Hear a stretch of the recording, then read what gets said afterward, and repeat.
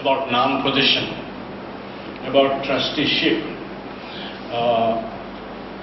truth, non-violence. How this dialectical approach to understanding his ideas could be very, very valuable. One point that comes uppermost to my mind is that spiritual, according to Gandhiji, has many connotations. And I think you have to keep that in perspective. From ethics, you have one conception. From ontological perspective, it has another conception.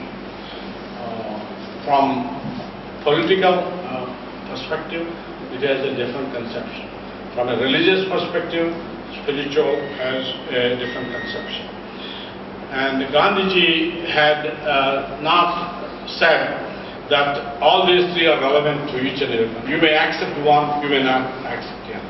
Therefore, he said even a theist has nothing against my conception of God because truth is God. Can you deny truth? No. Therefore, for him, truth exists.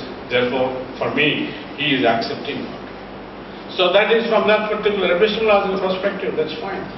From a religious perspective, it's different. God and so on and so forth. Truth is God. God is truth. The point that I'm interested in saying this is that in all this, there is some cohesiveness. There is a central idea. The central idea is that there are two things. One, the actual. Two, the ideal. Human life is a compromise between the two.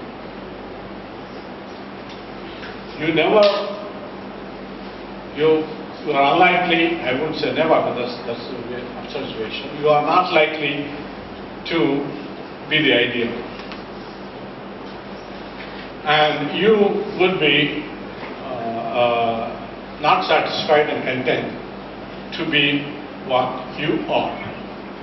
You strive to move further from where you are. This is human nature. You are not dead. We are progressing. We are evolving. That being the case, how could we develop? How could we move forward so that the goal would be realized or we would come closer to the goal? And the thing is very simple. The animal is ego-centered. The divine looks at everything the same way. Applied to economics, it's a very simplistic way of saying, but at least it would make some sense. Now, economics can be ego-centered. All things are for me. I want to make money because I want to be happy. I want to have BMW car. I want to have palace, or I want to fly to some exotic place. I. This is economics, not economics. Okay? Call it economics in Gandhian terms. The other one is others. You look at others, their happiness, because they are all part of me. That's why Gandhiji has said repeatedly, I am an Advaita. Because I see myself in everything else. Altruism and spirituality here means looking at myself from the point of view of the others and looking others from my perspective and myself from their perspective, or looking them as myself and looking myself as themselves. Now this is an extension of your being, and that being is not only your family. This happens naturally, easily. It can be your caste, your community, which unfortunately happens quite often in this country. And it can be your state, your region. Now we are fighting between Telangana and Andhra. I don't understand why, but we are. It It can be between religions, religious identities, all kinds of identities are extension of the ego, making it broader. Family, little broader. Community, still broader. State, broader. All humanity, wider. And then all nature, all ecology is truly identify yourself with others. Others including other human beings, including everything, including everything else that is around you. This is true economics. Economics.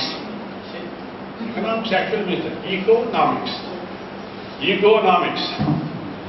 Economics is Gandhian.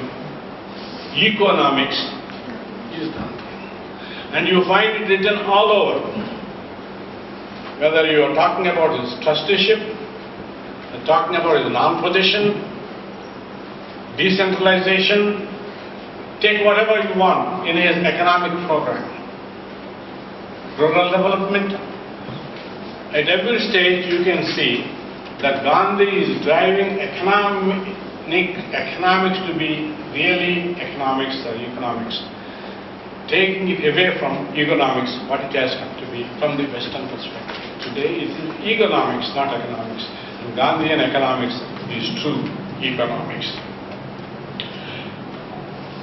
Now, the whole issue is extending yourself to include others. How can you do this? And Gandhi has thought about it and has written about it. And it is the ego in you that distorts truth because it creates biases. It is the animal, it has animal origin. It is the ego in you that makes you to accumulate wealth. It is ego in you which creates violent situations for you, which make you violent. It is the ego which is the source of most of the sins that you have. Human nature is beyond ego. Human nature is to transcend the ego.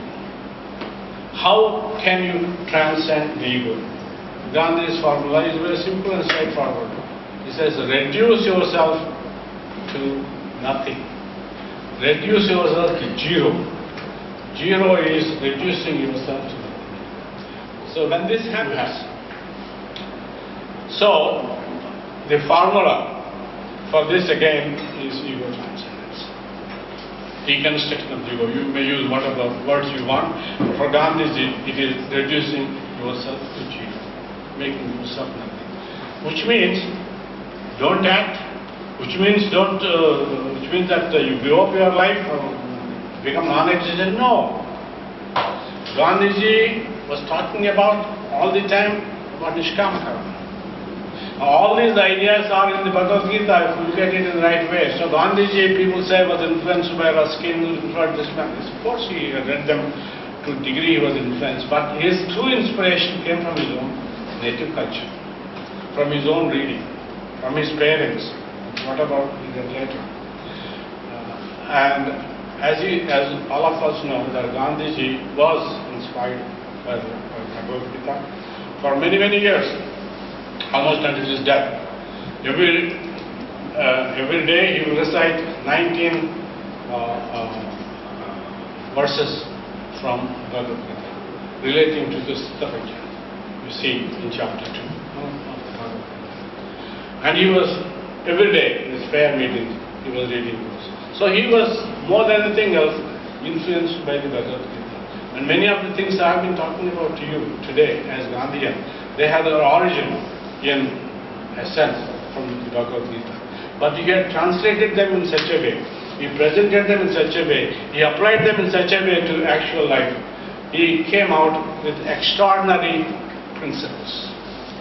Satyagraha is one of them. Now I'll come a little bit to Satyagraha. I don't know how much time I have. Satyagraha is being interpreted in a number of ways.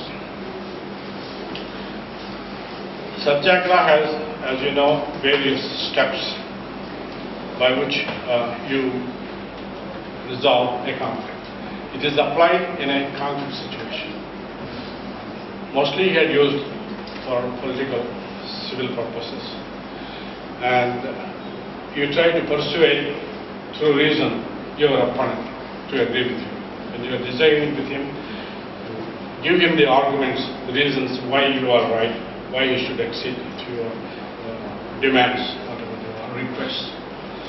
And when they fail at the rational level, then you move on to the emotional level. And the emotional level can be you get angry and upset and beat him up, or you feel sorrow and then disappoint.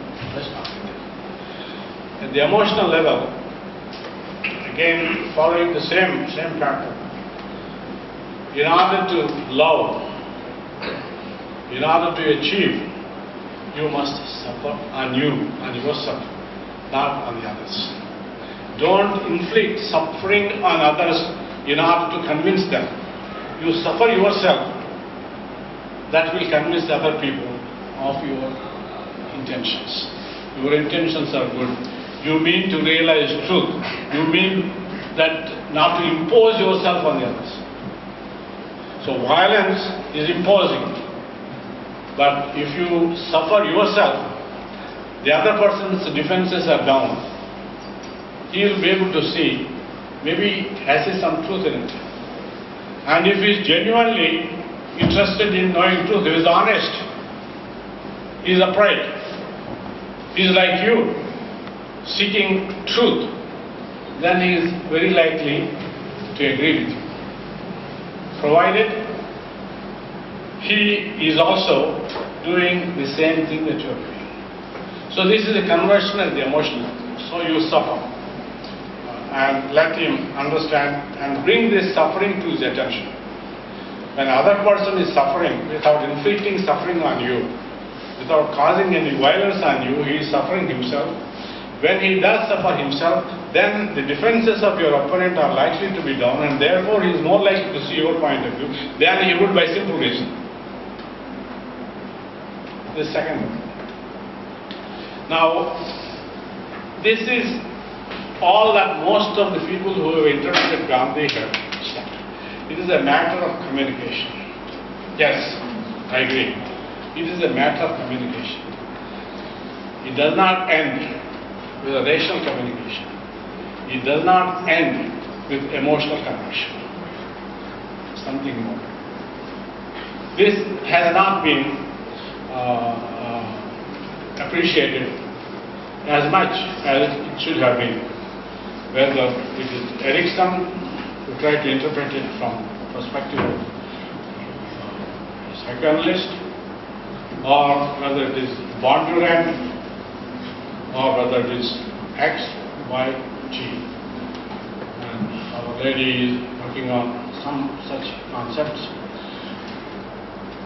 There is, as I see it, another dimension, which is truly Gandhian, without which Gandhian Satyagraha makes little sense, which fits into our conception. And this is almost ignored by most of the interpreters of Pakistan, except some people from India have said it without further analysis. It's rational. Love, emotional. Spiritual. Soul is spiritual. See, he had used these three terms for Satyagraha as truth force, which is reason, knowledge. Love force, emotion. Third, soul force, spiritual force. And people have not really appreciated what this really means in terms of conflict resolution. A person who is a true Satyagrahi, who is willing to undergo suffering unto death. You're not committing, unto death is not committing suicide. Suffering unto death. He is willing to give up his life in pursuit of truth. Fighting for truth, not running away from truth. Suicide is running away from truth. Remember this is very important, especially young people. Suicide is running away from truth. Satyagraha is fighting for truth, fighting for the cause. In the process you may die, that's a different matter. You become a hero that way. So this particular point, what happens when you go through this process of self-purification? It is a process of, Gandhi himself has used that word, self-purification. Satyagrahi is going through a process of self-purification. This self-purification is intended not only to purify you, but also to transform your opponent. That's why it said Satyagraha makes two blessed. There are blessings not only on the person who is practicing Satyagraha, also blessings on those against whom Satyagraha is being practiced. Two blessings, this is what he had used, two blessings. So what happens when you go through this process of transformation, you reach a stage where the other person gets transformed. In other words, it generates its own force, spiritual force. Reason provides the rational force. Love provides emotional force. Spiritual provides its own force that transforms other people. And it is that which will be able to transform the opponent so that he can see what is true. And therefore the conflict is resolved. This is a point that is often forgotten, often not emphasized, because spiritual is a dirty word in scientific terms. When you say something spiritual, there's something shaky, mystical, spiritual. This is unscientific, unacademic, we don't talk about it. But translate that into common language. What is spiritual? It's altruism. It is identify yourself with the others. If you identify with others, you make them identify you make them identify with yourself. And this is a reciprocal process, and this can be tested, this can be studied, this can be researched. Now, those of you who have studied Padma Shri, for example, people who go to see him, they have gone with all kinds of questions. By being in his presence for a little while, they come back transformed. They were different people. Their life transforming experiences in front of people who we think are really self-realized persons, saints. And therefore, this is an empirical claim. This is not a scriptural assertion, a scriptural commandment. It is an empirical claim, it is a phenomenological claim that we can easily find out whether it is true. Now this brings to the question whether we can offer Satyagraha. In order to offer Satyagraha, do we have to all be Gandhis? Because it is the transformation that comes within us that transforms other people. So Gandhiji said, no, everybody can do it. Because all of us within ourselves are divine. And therefore, we can transform ourselves. And to think that Gandhiji alone could do it, without Gandhiji there can be no resolution of this conflict, is wrong. That's against the principle that Gandhi is talking about. However, to think that anybody can offer Satyagraha and succeed is wrong. That person has to purify himself. And therefore, the kinds of Satyagraha those go on in the streets every day are tamasha. Because they don't really believe in themselves. They use it for a particular cause, coercive cause. So Gandhiji is against coercive compliance with your request. It has to be voluntary. It has to be automatic, not coercive. But then again, there is another point which I think you should keep in perspective, which is compromise is very important. Compromise not of ideals, compromise of the goal. As I mentioned to you, in this dialectical context, you are jumping from goal to goal. At a given situation, this is the goal. Even though the ideal is the main goal, that's not what you are going to reach. You reach A goal. From A goal, you go to B goal, C goal. Compromise are these different steps from conflict to moving closer to truth, coming closer to what you are asking. You may not get what you are asking for entirely, but it is closer to what it is and is more practical at a given situation accepted. So compromise as an extraordinarily significant room, significant maneuver. It is a significant maneuver in Gandhian strategy, which is often forgotten. If you don't compromise, you are not really using Gandhian technique. So you cannot expect, using Satyagraha, that you will achieve your goal right away. But you are moving towards that goal, one step at a time. If you can get everything, okay, but don't worry about it. Compromise, compromise, compromise, and continue this struggle. And this, to my mind, appear to be very relevant in 21st century. They are more relevant today than during Gandhi's time. For the simple reason, we are moving faster with instrumentalities of self-destruction.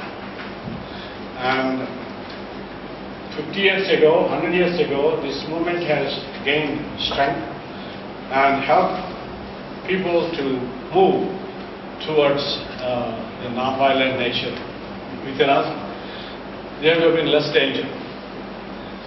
Now it's difficult, but it's still possible.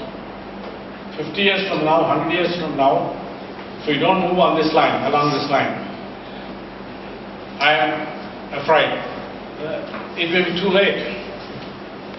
Right now, Gandhian way has a possibility of succeeding. But everyone must do. Gandhi's ideas need to be taken seriously and implemented to the extent possible. Again, keeping in compromise in the mind, not expecting everything you will achieve at once. But if you are moving one step ahead, instead of going one step backward, you would have achieved everything. So this is what we are hoping to do, our little bit at GITAM. We're starting this Institute for Gandhian Studies. And I, as a psychologist, believe there is so much for us psychologists to learn from Gandhi's writings, which we can use not merely to formulate theories. I can formulate theories, some of you can too. But then more importantly, those must be translated into research designs, programs of research, collect data, and let our theories stand on the data that we can produce. This, to my mind, is the greatest challenge that the psychologists in India have. So if I have my way of doing it, if I can impose my will or persuade people to do that, I would say that Indian psychology has much to learn from Gandhiji, as it has much to learn from Sri Aurobindo. There's much to learn from people like that. We have plenty of such examples in the country. And Indian psychologists have a vast territory, vast ground to plow, plant seeds, let them grow. And those fruits, I hope, if not me, my children or their children will eat. Thank you.